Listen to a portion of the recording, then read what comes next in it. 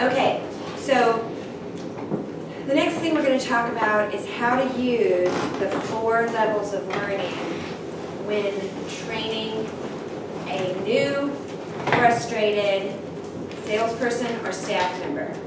Okay? And Allison and I were talking about this earlier, and what did we discover about grown-ups? They're uncomfortable with not knowing things. Right. So you've grown up and you know everything now. And then you're in a new job and everything feels terrible. You feel like you don't know what you're doing and you're thinking, is this the way it's gonna be? I can't sustain this. This is completely overwhelming, because you forget what it feels like, especially people who start a new job in their 30s, 40s, 50s. They forget what it feels like to be a complete newbie. It's terrifying. Have any of you guys been there recently? Total newbie? I've had a lot of new jobs, so I'm kind of used to it. Oh, right. You've been in school. So you've been constantly learning. Yeah. So you're used to it, right? So you're less likely to encounter this. I encounter it with clients of ours who've been doing something for 20 years and then they switch and suddenly they're in sales. Or they switch and suddenly they're in leadership and they're kind of just, you know. So, or they're in a non-sales job and suddenly they switch to sales. Still young, but just a completely different experience, right? So I want you to write down these 4 things. So at the top, write unconscious incompetence. It's hard words. You're, you know, a grad, you know, you're, what do you call it? You have a graduate degree, Libby. I know you can handle the spelling. So unconscious incompetence, I know it is a lot. And then below that, write conscious incompetence. Do we need to leave space? No. Conscious incompetence. And then underneath that, write conscious competence. I see where this is going. And then unconscious competence. And I'm going to use my favorite example to describe what these levels are, which is everybody here has learned how to drive, right? At some point? Yes. Yes. Good. Wait, So, what was the second word? for which one? The 4th one? No, the second. They're all competence. Oh. Unconscious incompetence, conscious incompetence, then conscious competence, and unconscious competence. Gotcha. Does that make sense? Yep. Okay. So I'm going to use the driving example. When you're 12 or 13, you kind of don't even care about driving. You're riding around in a car, you don't even think about the car or who's operating it or anything. You're just riding around. You're blissful ignorance. Okay? Then at some point, 14, 15, you start going, I want to learn how to drive. And you start learning how to drive, and you realize there's so much I don't know. And you move to conscious incompetence. I didn't know about blinkers. I didn't know about safety. I didn't know everybody in the car making noises would bother me. I didn't know people would be speeding around me. Oh my gosh, there's so much I don't know. And that is super uncomfortable. I'm so aware of how much knowledge I don't have. Then you start practicing. Maybe you take driver's ed. Maybe your dad takes you out, like whatever. And you start becoming conscious competent, which means you're that 15 or 16-year-old driver who's like, everybody shut up, put your seatbelts on, because that you know what you have to do, but you have to think really hard about every step. You know the steps, but you have to still think about every single one of them every time you drive. And then, how many of you even, besides Libby, who didn't know where I lived and I wasn't calling her back, how many of you even really gave much thought to where you drove today? Or do you just kind of get in your car and go on automatic pilot? Blue line. Yes, right. You turn on your phone, you play the blue line game, and you automatically know I'm slowing down, I'm going on the off-ramp, I'm turning up the radio. Like all of that stuff is happening. You're in unconscious competence, right? So somebody like Libby's boss, right, is up here, and he really has no idea how to deal with the first 3 levels, right? He's like, I know what's going on. Why doesn't everyone else? Which is really stressful if you're in the other categories, because he goes, go do this.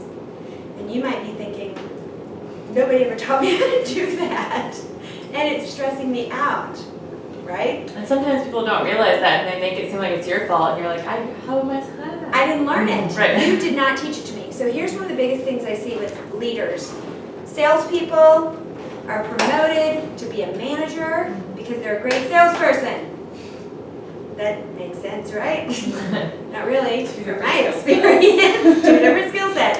That's never made sense to me. But what happens is the salesperson who's really, really good is unconscious competent at everything. They just kind of know how to get referrals.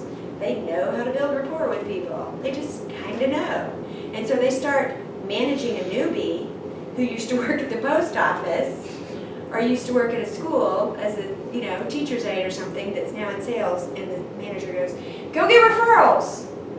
And they go, okay, all right. And they're like, I don't know what that means. I don't know how to do it. What is he talking about? And I have to teach them, like, you need to kind of reverse engineer how to get referrals. What do you say? Who do you get them from? How many is good? When should they get them by?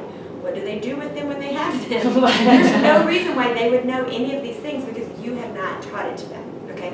So how does this come into play when you're training someone? Sometimes you have someone who's in a new role and they're very frustrated. Can you see how being in the second and third categories of, being in conscious incompetence or conscious competence is exhausting, frustrating place to be? Where you're either like, okay, you're driving to work, today's gonna be better, I know a few things now, and then you get handed a bunch of other new things. And you're like, oh, I'm gonna fail at this, right? Because you forget that you're on a huge learning curve and no one's kind of shared that with you yet. They just come in and going, hey, we're gonna do inventory today and we're having a sale that we're getting ready for, we're gonna do all that. They're like, okay. They don't know, and they're maybe crying in the bathroom or thinking about quitting because they can't perceive, they don't understand why they're so uncomfortable. They just kind of want to quit, right? No, it comes across as no one's caring about me or training me, and I can't foresee myself being in this job in this state of uncomfortableness for very long. And they quit, and they can't even perceive why, right? So when a leader has enough thought to sit down with someone and go, hey, how's your first couple of months going? And the person goes, I'm fine. Or they go, yeah, I'm picking up on some stuff, right?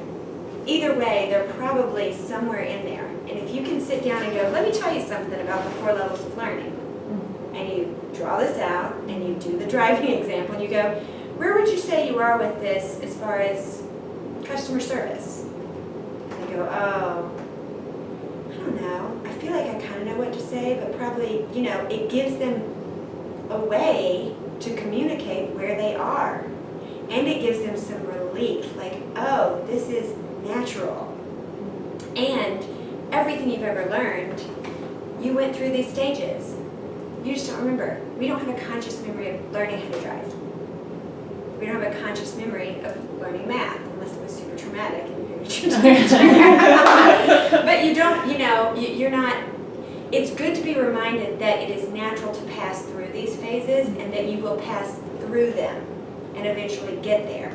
And so once people realize, oh, that's why it's uncomfortable, they can be like, you know what can we do to get you from this level to this level? Is it a mindset? Or do you need a script? Do you need to, repeat and drill certain activities that you're supposed to understand how to do? But a lot of times leaders, have you ever had a leader that just had no sense of where you were in your learning path? Absolutely. Yeah. And how did you respond to that? How did you see that person as a leader? I didn't see them as much of a leader, but as a boss, Yeah. because they weren't able to, a leader should be able to guide you along your path, whereas a boss is just telling you stuff, Yeah. Yeah.